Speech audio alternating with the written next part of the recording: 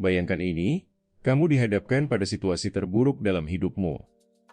Kehilangan segalanya, di titik paling rendah, di ambang keputusasaan.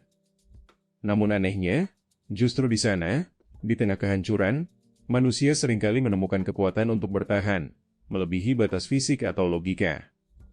Ini bukan tentang otot yang kuat atau harta yang melimpah, bukan pula tentang keberuntungan semata. Ribuan orang yang melewati penderitaan ekstrim, seperti para penyintas di kamp-kamp konsentrasi, menunjukkan satu pola mencengangkan. Mereka yang memiliki alasan kuat untuk hidup, untuk apa, yang jelas di benak mereka, memiliki kemungkinan bertahan yang jauh lebih tinggi. Ini adalah kompas batin yang jauh lebih kuat dari yang kita duga, sebuah rahasia ketahanan manusia yang mengejutkan. Tapi, jika ini benar, mengapa begitu banyak dari kita, di tengah hidup yang relatif nyaman, justru merasa hancur bahkan oleh masalah kecil sehari-hari? Mengapa rasanya energi kita terkuras habis, meski tak ada bahaya nyata di depan mata? Pertanyaan itu membawa kita pada sebuah paradoks modern. Kita bangun pagi, bekerja keras, mengejar target demi target, seringkali merasa harus selalu produktif dan sibuk. Tetapi, di balik semua aktivitas dan pencapaian itu, seringkali yang tersisa hanya rasa hampa, sebuah kekosongan yang menggerogoti jiwa kita pelan-pelan. Seorang pekerja profesional di kota besar, yang secara lahiriah tanpa sukses, bisa merasa energinya terkuras habis. Bukan karena pekerjaan fisiknya yang berat, tetapi karena ia tak lagi tahu, untuk apa, semua upaya keras ini. Kita merasa berlari kencang tanpa henti, namun seringkali tak tahu arah tujuan yang jelas, terjebak dalam lingkaran tak berujung. Inilah yang kita kenal sebagai kelelahan mental, sebuah krisis makna di tengah kemajuan yang luar biasa.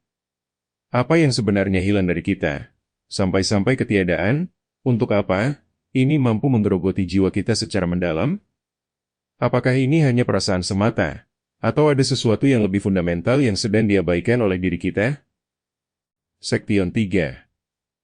Mereka yang berhasil menemukan, mengapa ini bukan hanya bertahan, tetapi justru tumbuh melampaui batas yang dibayangkan. Mari kita lihat mereka yang pernah kehilangan segalanya dalam sebuah bencana dahsyat, seperti yang terjadi di pesisir Aceh pada tahun 2004. Seorang bapak yang kehilangan seluruh anggota keluarganya, harta bendanya, dan masa depannya, tak menyerah. Ia menemukan, untuk apa, yang baru, mendedikasikan sisa hidupnya untuk membangun kembali masjid dan melatih anak-anak yatim piatu di desanya. Penderitaan tak membuatnya hancur, justru memberinya tujuan baru, sebuah alasan untuk terus melangkah.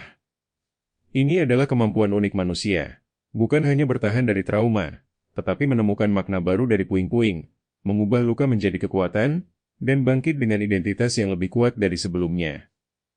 Untuk apa? Ini menjadi perisai tak terlihat yang melindungi jiwa dari kehancuran total.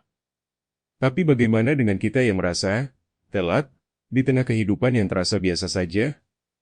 Bisakah? Mengapa? Ini membantu kita mengubah arah, bahkan saat merasa tersesat atau terjebak dalam rutinitas yang monoton? Pertanyaan itu menjadi semakin relevan ketika dunia berubah dengan sangat cepat, seperti yang kita alami beberapa tahun terakhir, di mana banyak hal terasa tidak pasti. Dalam masa krisis, seperti pandemi yang melanda, untuk apa? Kita menjadi semakin krusial sebagai pendorong adaptasi dan inovasi. Seorang pemilik usaha kecil, di ambang kebangkrutan, tak hanya memikirkan keuntungan semata. Ia memiliki, untuk apa, yang lebih besar, demi menafkahi karyawan-karyawannya yang sudah dianggap seperti keluarga. Tujuan mulia itu mendorongnya untuk beradaptasi dengan cepat, menemukan cara-cara baru yang tak pernah terpikirkan sebelumnya, mengubah model bisnisnya secara drastis.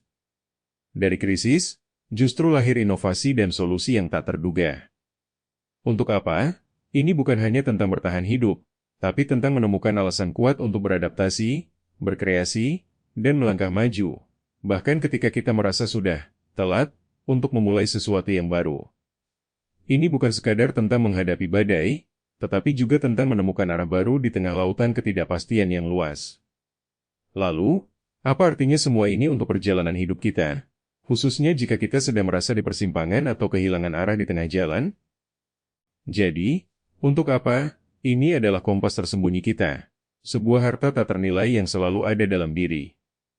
Ia adalah perisai dari kehancuran, pendorong adaptasi, dan sumber kekuatan yang tak pernah habis, siap membimbing kita. Mungkin kita sering merasa telat, seolah waktu sudah habis untuk memulai atau mengubah arah hidup. Jujur saja, perasaan itu hanyalah ilusi yang diciptakan oleh tekanan dan perbandingan. Karena selama kita menemukan, untuk apa, yang jujur dan autentik dalam diri, kita bisa memulai kapan saja, di usia berapapun. Kita bisa mengubah arah hidup kita, menemukan makna baru, dan membangun ketahanan yang tak tergoyahkan, melampaui segala ekspektasi. Pemahaman ini akan menjadi benteng kesehatan mental kita, sebuah dasar kokoh untuk menghadapi setiap perubahan. Pertanyaan terpenting sekarang adalah, untuk apa kamu bertahan hari ini? Untuk apa kamu ingin melangkah besok, menemukan jalanmu sendiri yang penuh makna?